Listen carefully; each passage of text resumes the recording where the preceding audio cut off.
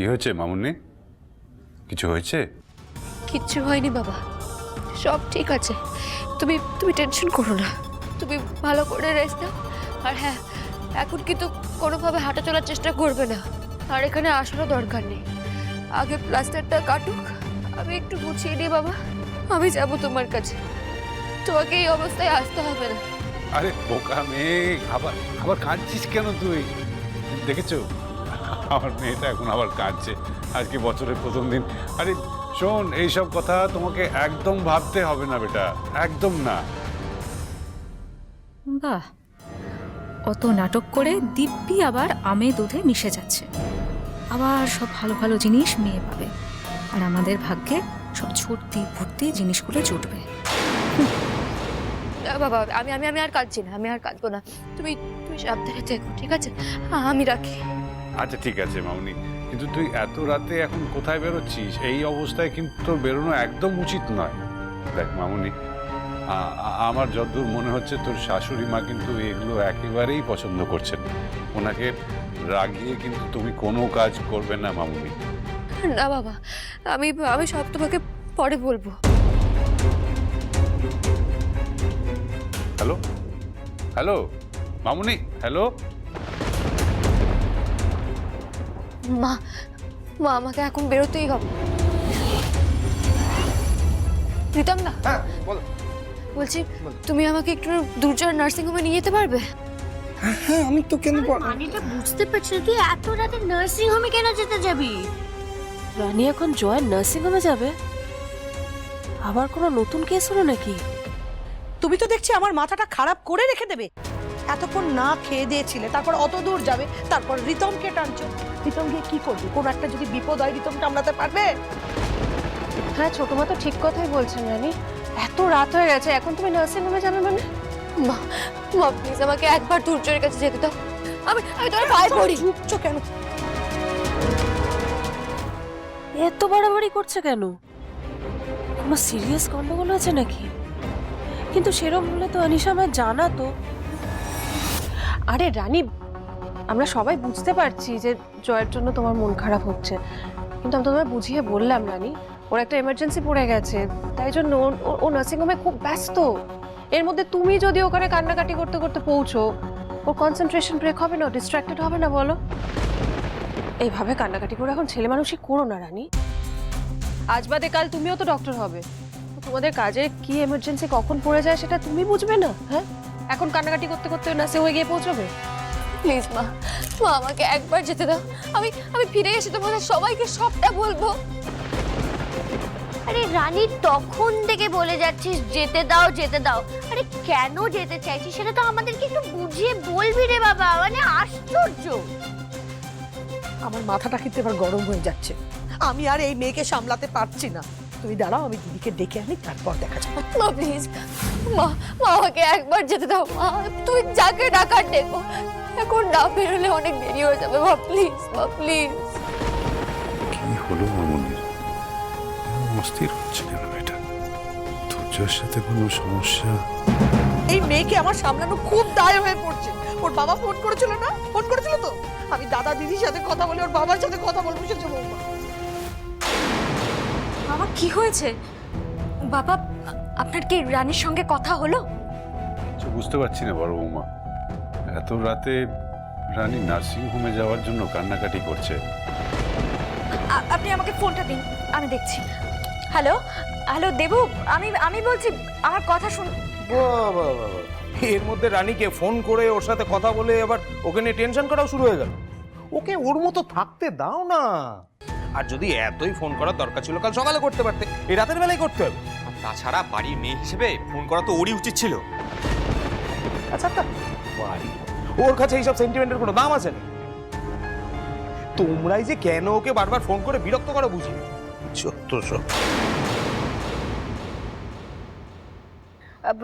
Hello বড় বৌদি, বলছি তোমার সাথে না পরে কথা বলে নেবে রানী, ঠিক আছে?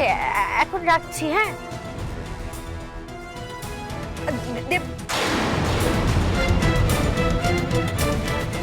ফোনটা দেবু কেটে দিল। নির্ঘাত কিছু একটা গন্ডগোল হয়েছে। মামুনির গলাটা আমি এরকম কখনো শুনিনি। এত নার্ভাস হয়েও কোনোদিন কথা বলে না।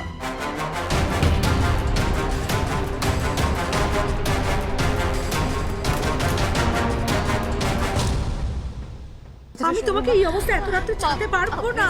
তাছাড়া তুমি কতক্ষণ কিছু খাওনি? না না হবে না, হবে না। দুর্জয় আমাকে মিথ্যে কথা বলেছে মা।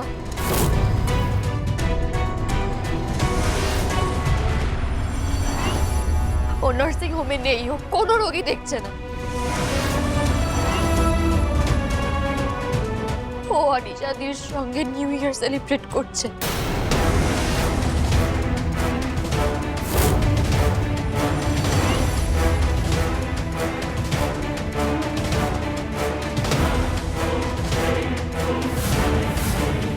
মানেটা কি রানী, তুমি কি বলছো?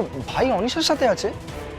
হতেই তো পারে, জয়ের নার্সিং হোমে গেছে আর আনিশা তো ওই নার্সিং হোমের সিইও, একসাথে সেলিব্রেট তোরা করতেই পারে। এতে এত অবাক হওয়ার কিছু নেই। তুমি জানলে কি করে? জয় রুগী দেখছে না?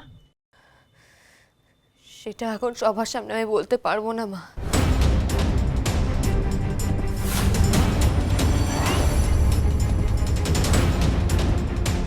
আমি শিওর মা, দুর্জয় নার্সিং হোমে নেই। আমাকে এক্ষুনি গিয়ে দেখতে হবে। রিতম দা, তুমি প্লিজ গাড়িটা বের করো, একবার চলো আমার সঙ্গে। মা মা, দুর্জয়ের জন্য আমার মনটা কেমন কেমন উতলা হচ্ছে, কেমন একটা অস্বস্তি হচ্ছে।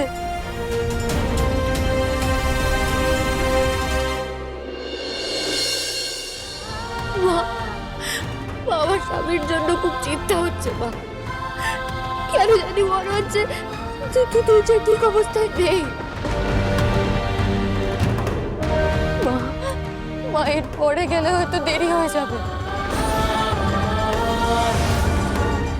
বাবা, ও জয়কে নিয়ে কি বলছে? এবার তো আমার ভয় লাগছে। আমি কি যাবো যাবো তোমার সাথে? আমি বলছি রিতম তুমি গাড়ি বের করো, আমি বরঞ্চ যাচ্ছি ওদের সঙ্গে, চলো। না না না না, তোমার যাবার কোনো প্রয়োজন নেই। আমি আর রিতমদা গেলেই হবে। থ্যাংক ইউ সো মাচ মা। সাবধানে সাবধানে যাবে, নিজের খেয়াল রাখবে। রিতমদা চলো। হ্যাঁ হ্যাঁ চল চল। দুর্গা দুর্গা, মেয়েটা যে কি করে না, এতক্ষণ না খেয়ে দে ভালো লাগে না। খাবারগুলো একটু তুলে রাখতে বলতে হবে।